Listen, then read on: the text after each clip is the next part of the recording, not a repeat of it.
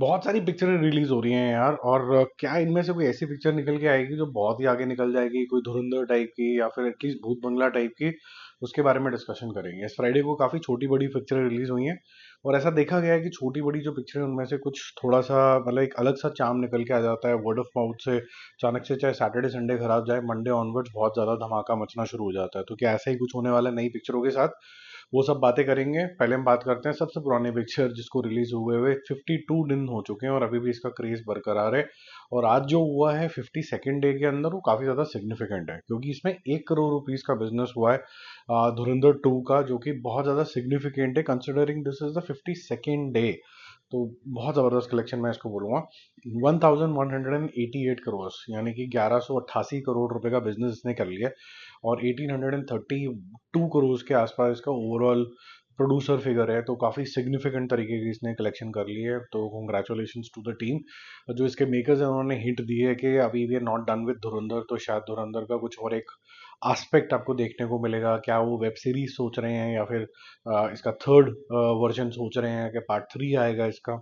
वो आपको year and के अंदर समझ में आ जाएगा, जियो वाले अनाउंस करेंगे। माइकल का डे 16 है और ठीक बिजनेस कर रही है यार इंडिया के अंदर। जस्ट शॉर्ट ऑफ 50 करोड़ है आज, कल 50 करोड़ कर लेगी। 2.5 करोड़ इसने कर लिया आज, कल किया था 2 करोड़। तो टोटल हो जाता है 47 प्लस 2.5 करोड़, 49.5 करोड़ रुपीस। बहुत ही सिग्निफिकेंट बिजनेस आप कह सकते हैं। ऐसी मॉर्टल कॉम्बैट 2 जो कि मैंने देखी नहीं है, पर इसका डे 2 का जो कलेक्शन है वो 1.5 करोड़ प्लस 2 करोड़, यानी कि आज का 2 करोड़ मिला के 3.5 करोड़ हो गया है। एक और मूवी दादी की शादी डे 2 के अंदर एंटर कर चुकी है और उसमें मार्जिनल इंक्रीज आया है। कल 60 लाख किया था, आज लगभग लगभग 75 लाख किया है। तो 60 लाख 75 लाख करके अब देखें तो 135, यानी कि 1.35 करोड़ इसने बिजनेस किया, जो कि बहुत ज़्यादा सिग्निफिकेंट नहीं है। मैं एक्टर नहीं हूँ इसका, मैंने रिव्यू आज आपको करके बताया था कि ये मूवी काफ़ी अच्छी बनी है। ठीक है, तो ज़रूरी नहीं लेकिन पब्लिक जो है इसके ऊपर टूट पड़ेगी, क्योंकि ये उस तरीके की मूवी है जो बहुत ही आर्टी जोन के अंदर जाती है, स्लो चलती है। तो जो सिनेमा लवर है, थिएटर लवर हैं, उनको शायद बहुत ज़्यादा अच्छी लग सकती है। तो 75 लैक्स पे ही ओपन हुई थी, 1 करोड़ इसने आज करा, 1.75 करोड़ किया है। बट ये धुप करने वाली है बहुत जल्दी। इतना प्यार इसको नहीं मिल रहा है अनफॉर्चुनेटली। एक फिल्म जिसको प्यार मिल रहा है और वो डे 3 के अंदर एंटर कर चुकी है, और इसका हम रिव्यू कल करेंगे, कृष्णा अवतारम। और पार्ट 1 आया है इसका कल। इसने किया था 1.25 करोड़ रुपीस, और जब ये ओपन हुई थी तो 50 लाख पे हुई थी। फिर 1.25 लाख हुई, 1.25, और आज 2 करोड़ पे एंटर करेगी। कल और बड़ा दिन होने वाला है, क्योंकि वर्ड ऑफ माउथ बहुत सिग्निफिकेंट इसके लिए चला गया। और कृष्ण भक्त बहुत ज़्यादा है हिंदुस्तान के अंदर, तो 3.75 करोड़ इसने कर लिया है।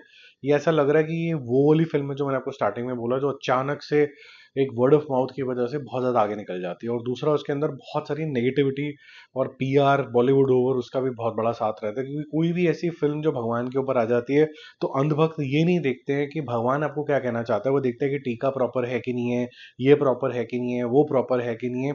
और बस वो कंपैरिजंस के अंदर, उस हेट के अंदर ही वो चल जाती है। और फिर क्योंकि वो थिएटर तक पहुंच नहीं पाती है, और जहाँ जब पहुंच जाती है तो फिर आप कृष्ण भक्ति के अंदर, भगवान की भक्ति के अंदर कहीं ना कहीं लीन तो हो ही जाते हो।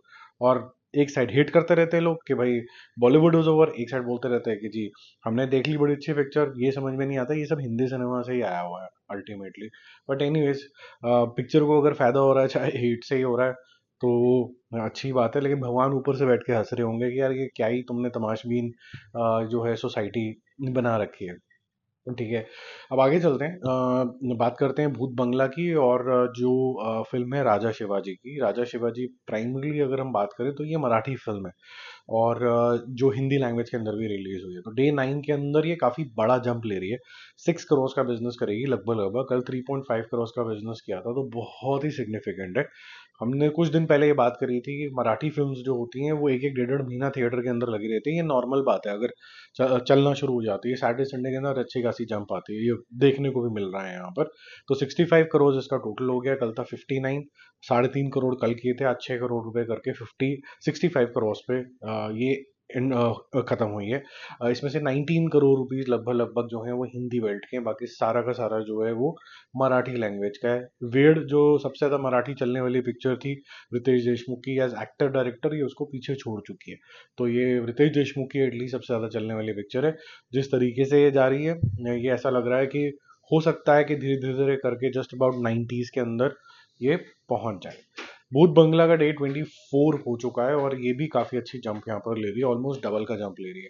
कल 1.75 करोड़ करके 169 करोड़ पे पहुंच गई थी और उसका जो टोटल था वर्ल्ड वाइड था वो 257 करोड़ था। आज ये करेगी उससे डबल यानी कि 3.5 करोड़। 3.5 करोड़ करने से हो जाता है 172.5 करोड़ और वर्ल्ड वाइड जो टोटल है वो 262 करोड़ के आसपास हो जाता है। तो बहुत ही सिग्निफिकेंट तरीके का बिजनेस इसने भी कर लिया है और ये ऐसा लग रहा है कि जस्ट अबाउट लेट 280s के आसपास एंड करेगी। कोई भी ऐसी पिक्चर निकल के नहीं आ रही है जो इस टाइम धमाका मचा रही हो कि रोज के हिसाब से डबल डिजिट के अंदर इनकम आ रही हो, वैसी वाली नहीं है। बट बहुत सारी फिल्में रिलीज हो रही हैं तो कोई कहीं जा रहा है, कोई देखने के लिए, कोई कहीं जा रहा है, लेकिन एटलीस्ट थिएटर्स के अंदर जा रहे हैं, यही खुशी की बात है। बाकी जल्दी मिलते हैं रिव्यूज और अपडेट्स के साथ। Stay connected. Bye bye and Jai Hind.